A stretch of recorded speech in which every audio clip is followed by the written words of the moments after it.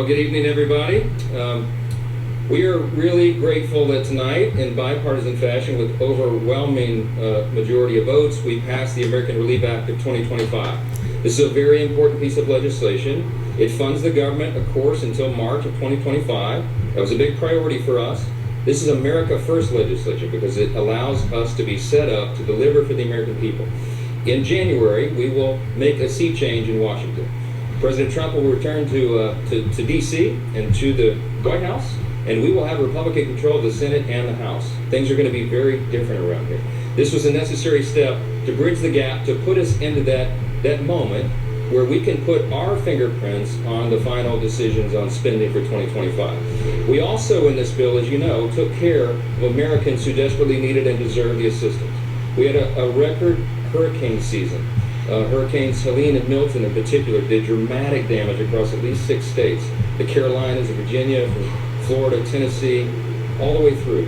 And they had been waiting for the federal government to assist. We did that tonight in this bill.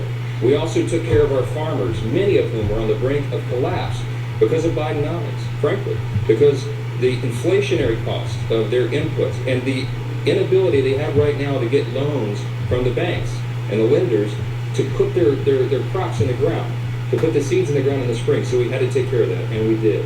We are excited about this outcome tonight. We're grateful that everyone stood together to do the right thing. And having gotten this done now as the last order of business for the year, we are set up for a big and important new start in January. We can't wait to get to that point. We encourage swift passage in the Senate now. They need to do their job as the House just did. We will all go home. I want to wish everybody a Merry Christmas, Happy Hanukkah, Happy Holidays, and a Happy New Year, because I hope not to see you until we get back up there.